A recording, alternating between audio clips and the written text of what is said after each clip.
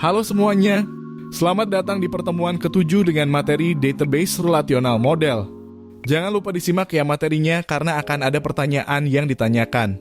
Berikut adalah kontens atau daftar isi dari pembahasan kita kali ini. Terminologi, key atau kunci, karakteristik model data relasional, dan kunci relasi. Mari masuk ke pembahasan pertama kita yaitu terminologi relasi. Relasi ialah sebuah tabel dengan kolom dan baris-baris. Digunakan untuk menyimpan informasi mengenai objek-objek yang direpresentasikan dalam sebuah basis data. Relasi ini digambarkan dalam bentuk tabel 2 dimensi. Contohnya mengenai informasi pegawai yang bekerja di perusahaan X direpresentasikan pada relasi pegawai yang mengandung informasi nomor induk pegawai, nama, alamat, gaji, dan kode divisi tempat pegawai bekerja. Skema relasi adalah nama relasi yang diikuti dengan kumpulan atribut-atributnya. Misalkan skema relasi R dinyatakan sebagai R dalam kurung A1, A2, seterusnya sampai AN di mana R sama dengan relasi dan AI sama dengan atribut ke I. Contoh, pegawai dalam kurung NIP, nama, alamat, gaji, kode div. Atribut adalah kolom dari suatu relasi yang mempunyai nama. Atribut-atribut pada suatu relasi tidak harus tersusun secara khusus. Contohnya pada relasi pegawai mempunyai 5 kolom untuk atribut NIP, nama, alamat, gaji, dan kode div. Tuple, suatu baris dari suatu relasi. Pada relasi pegawai, setiap tuple mempunyai 5 nilai masing-masing untuk setiap atribut NIP, nama, alamat, gaji, dan kode div. Domain, kumpulan nilai data yang mungkin untuk suatu atribut dan bersifat atomik. Contoh domain dari atribut kode div adalah div 01, div 02, div 03, div 04. Derajat dari suatu relasi. Banyaknya atribut pada satu relasi. Relasi pegawai yang mempunyai 5 atribut berarti mempunyai derajat 5, di mana setiap tuple mempunyai 5 nilai. Relasi dengan satu atribut disebut derajat unary, 2 atribut disebut binary, 3 atribut disebut ternary. Selanjutnya disebut n-ary. Kardinalitas dari suatu relasi. Banyaknya tuple pada suatu relasi. Kardinalitas dari relasi ini dapat berubah-ubah sesuai dengan perubahan yang terjadi pada relasi. Database relasional. Sekumpulan relasi yang sudah dalam bentuk normal. Kunci atau key. Sebuah kunci dapat membantu mendefinisikan relasi entitas. Aturan kunci didasarkan pada konsep yang dikenal dengan istilah determinasi atau menetapkan atau menentukan yang digunakan untuk mendefinisikan ketergantungan fungsional. Ketergantungan fungsional. Atribut B bergantung secara fungsional pada A jika A menentukan B. Sebuah atribut bagian dari suatu kunci dikenal sebagai atribut kunci. Kunci yang memiliki lebih dari satu atribut disebut dengan kunci komposit. Jika atribut B bergantung secara fungsional pada kunci komposit A, tetapi tidak terdapat pada salah satu kunci komposit tersebut, atribut B bergantung penuh secara fungsional pada A. Kunci atau key merupakan elemen record yang dipakai untuk menemukan record tersebut pada waktu akses atau bisa digunakan untuk identifikasi setiap record. Setiap tuple pada suatu relasi harus dapat diidentifikasi secara unik dengan menggunakan nilai kurang nilai dari atribut kurang atribut relasi tersebut. Jenis-jenis kunci.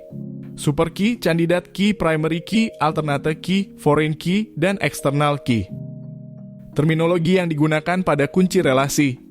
Super key atau kunci super merupakan suatu atribut atau sekumpulan atribut yang secara unik dapat mengidentifikasikan suatu tuple pada suatu relasi. Contohnya NIP, NIP, nama. Candidate key atau kunci kandidat merupakan suatu kunci super yang mempunyai sifat unik dapat mengidentifikasikan secara unik suatu tuple pada suatu relasi tidak terdapat subset nilai dalam kurung jika gabungan yang merupakan suatu kunci super. Contohnya NIP nama. Pada kandidat key jumlah atribut minimal. Kandidat key ini tidak boleh berisi atribut dari tabel lain.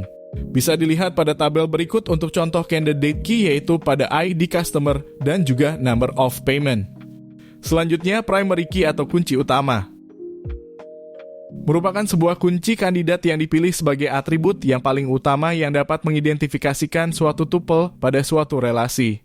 Contohnya NIP atau NIM. Salah satu atribut dari kandidat key dapat dipilih menjadi primary key dengan 3 kriteria sebagai berikut. Key tersebut lebih natural untuk dijadikan acuan. Key tersebut lebih sederhana. Key tersebut cukup unik. Alternate key atau kunci alternatif merupakan kunci kandidat yang tidak terpilih sebagai kunci utama. Contohnya ialah nama. Setiap atribut dari kandidat key yang tidak terpilih sebagai primary key akan dinamakan alternate key. Pada contoh sebelumnya, bila untuk primary key dipilih ID customer, maka alternate key-nya adalah number of pay. Composite key atau kunci komposit. Kunci yang terdiri atas lebih dari satu atribut. Contohnya NIP dan nama. Di dalam sebuah desain database, composite key merupakan sebuah kunci yang di dalamnya terdiri dari dua atau lebih atribut. Atribut-atribut tersebut akan secara unik melakukan identifikasi terhadap sebuah kejadian entitas. Kita ambil contoh, yaitu sebuah entitas yang merepresentasikan setiap modul siswa yang hadir di universitas. Tentunya entitas tersebut memiliki NIM dan juga kode mata kuliah yang menjadi sebuah kunci utama. Foreign key. Sembarang atribut yang menunjuk kepada primary key pada tabel lain. Akan terjadi pada suatu relasi yang memiliki kardinalitas one-to-many atau many-to-many. Kunci asing merupakan atribut pada suatu relasi yang merupakan kunci utama pada relasi yang lain. Contohnya ialah kode div pada relasi pegawai yang merupakan kunci utama pada relasi divisi. Perbedaan antara foreign key dan primary key ialah sebagai berikut. Foreign key digunakan untuk menciptakan hubungan antar tabel. Sedangkan primary key digunakan untuk mengidentifikasi unik setiap baris dalam tabel. Selanjutnya, foreign key dapat mengandung nilai yang sama dan dapat memiliki nilai nol. Tetapi jika tidak nol, nilainya harus sesuai dengan primary key di tabel referensi. Sedangkan primary key harus unik dan tidak boleh mengandung nilai nol pada setiap baris. Lalu juga foreign key menjaga integritas referensial antar tabel, memastikan bahwa nilai yang ada dalam kolom foreign key ada dalam kolom primary key di tabel referensi. Sedangkan primary key menjaga integritas data di dalam tabelnya sendiri. Juga foreign key dapat atau tidak diindeks tergantung pada kebutuhan dan ukuran tabel. Sedangkan primary key seringkali diindeks untuk meningkatkan performa pencarian. Contoh penerapan dapat dilihat dari tabel pada gambar berikut. Dalam tabel di sebelah kiri, KD dosen dapat menjadi foreign key yang merujuk ke primary key KD dosen dalam tabel di sebelah kanan. Karakteristik model data relasional. Relasi dalam model basis data relasional memiliki karakteristik sebagai berikut. Semua entry atau elemen data pada suatu baris dan kolom tertentu harus mempunyai nilai tunggal atau suatu nilai yang tidak dapat dibagi lagi, bukan suatu kelompok pengulangan. Semua entry atau elemen data pada suatu kolom tertentu dalam relasi yang sama harus mempunyai jenis yang sama. Masing-masing kolom dalam suatu relasi mempunyai nama yang unik. Pada suatu relasi atau tabel yang sama tidak ada dua baris yang identik. Kunci relasi. Dasar penentuan PK adalah bahwa nilai-nilai rinci data dari atribut yang digunakan sebagai PK harus unik. Tidak mungkin ada nilai rinci data yang sama pada semua record dalam basis data. Aturan-aturan lainnya ialah nilai atribut yang dipilih sebagai PK tidak boleh nol untuk setiap record yang ada dalam relasi. Aturan ini menjamin bahwa semua record yang ada dalam basis data akan dapat diakses karena semua record dapat diidentifikasi berdasarkan kunci yang unik. Perhatikan tabel mahasiswa berikut yang berisikan kolom no MHS atau nomor mahasiswa, nama dan juga seks atau kelamin. Pada tabel ini no MHS telah dijadikan primary key yang bisa Anda lihat dari tanda bintang dan tutup kurung di samping nama kolom pada tabel mahasiswa ini. Integritas referensial. Jika dua buah tabel direlasikan, maka PK harus menjamin bahwa untuk setiap nilai PK tertentu dalam tabel A harus ada pula record dengan nilai PK yang sama pada tabel B.